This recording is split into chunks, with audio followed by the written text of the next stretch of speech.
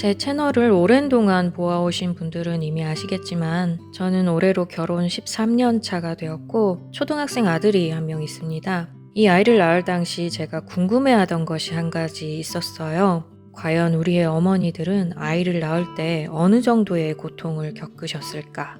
당시에 대부분의 임산부들이 무통주사를 맞고 고통을 최소화시켜서 아이를 낳는 것이 일반적이었고 제가 다니던 산부인과도 무통주사가 무료였어요.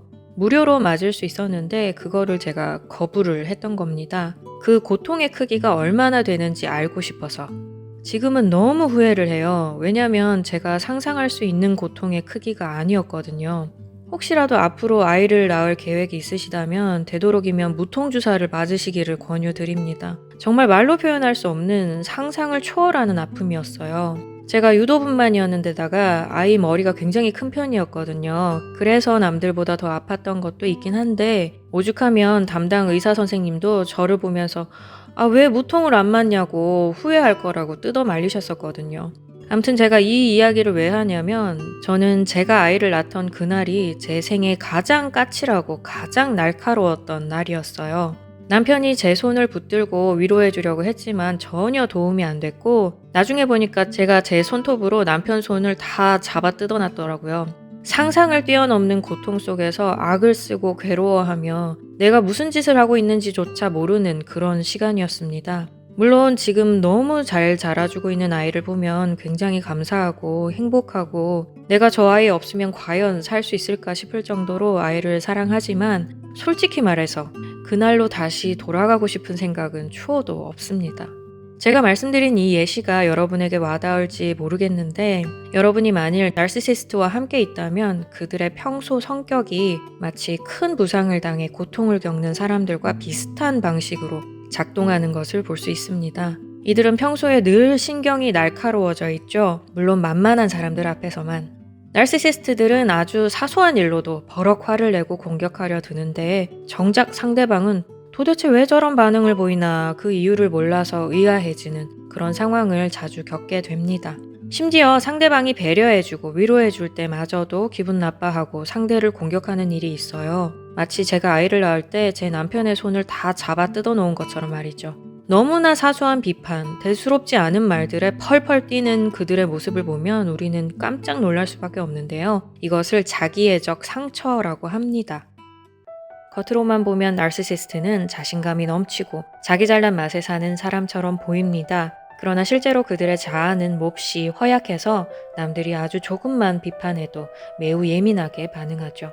면역력이 강한 사람은 병균이 침투해도 약간만 아프고 넘어가지만 면역력이 약한 사람은 똑같은 병균 때문에 죽을 수도 있는 것과 비슷합니다. 자아가 안정적이고 강한 사람은 비판에 잘 견딜 뿐 아니라 적극적으로 수용하고 자신을 돌아볼 수 있지만 자아가 불안정하고 약한 사람은 사소한 비판에도 심한 분노 반응을 보이거나 과하게 의기소침해지죠. 비난뿐 아니라 만일 나르시시스트가 생각하기에 상대방이 자신을 어떻게든 불편하게 만들었다는 느낌이 들면 나르시시스트는 어김없이 자기애적 상처를 드러냅니다.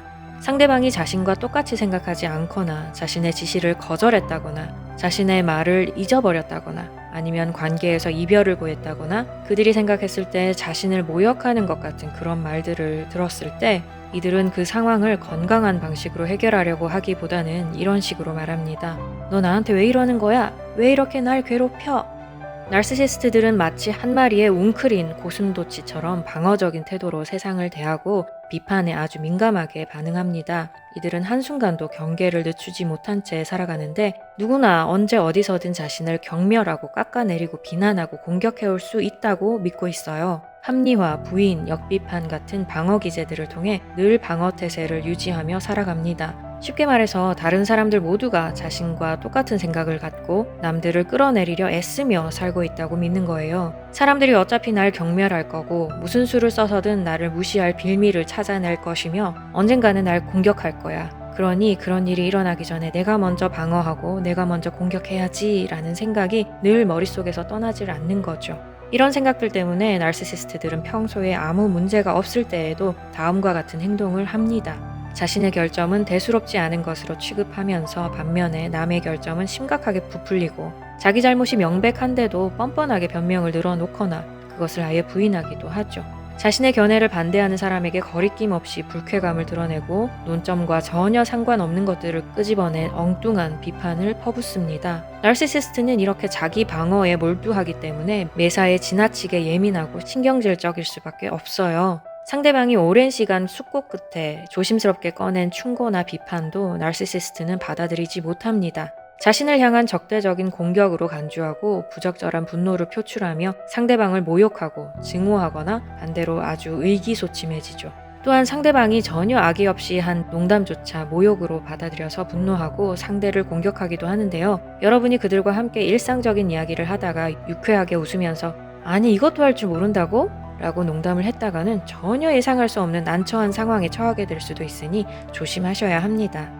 자, 그럼 똑같은 상황에서 건강한 사람들은 어떻게 할까요? 자신을 비판하거나 심기를 건드렸을 때 우리는 누구나 당연히 불편한 마음이 듭니다. 그렇지만 그렇다고 분노하면서 상대방을 마구 공격하는 데에 몰두하지는 않죠. 상황을 객관적으로 보려고 노력하고 만일 본인에게서 부정적인 면을 발견했다면 그것을 인정하고 스스로를 돌아보기도 합니다. 상대방의 비판을 도무지 받아들이기 힘들다면 함께 앉아서 이렇게 말할 거예요.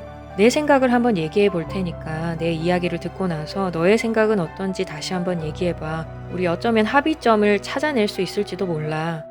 그러나 이러한 건강한 방식을 나르시시스트에게서는 절대 기대할 수 없습니다. 앞에서 말씀드린 것처럼 나르시시스트를 비난한다는 것은 아주 큰 부상을 당한 사람의 쓰라린 상처를 건드리는 것과 마찬가지이기 때문이죠. 우리는 누구나 사랑하는 사람에게서 자신의 가치를 인정받기 원합니다. 사랑하는 사람이 자신을 무시하거나 비난하면 실망하고 상처받고 화가 나는 게 당연한 일이에요. 이런 갈등을 맞이했을 때 자신의 감정에만 치중하며 상황을 더 악화시키는 것은 관계에 전혀 도움이 되지 않죠. 오히려 이런 문제와 갈등의 상황을 이용해서 서로의 생각을 더 듣고 상대방과 나의 다른 점을 한층 더 깊이 알아갈 수 있다면 그 관계는 나날이 더 발전하고 행복에 가까워질 것입니다. 만일 여러분 주변에 누군가가 스스로를 완벽하고 흠이 없다고 생각하면서 상대방의 진실한 조언을 가스라이팅 취급하고 공격에 몰두한다면 반드시 최대한 멀리 떨어져서 거리를 두시기 바랍니다. 그리고 제 채널의 나르시시스트 대처법 및 그들을 변화시키는 방법에 대한 영상들을 참고해주세요. 상황이 심각하다면 전문가의 도움을 받는 것이 최선임을 기억해 주시기 바랍니다. 그럼 여러분의 모든 문제가 다 해결되기를 바라면서 저는 또 다음 시간에 뵙도록 하겠습니다.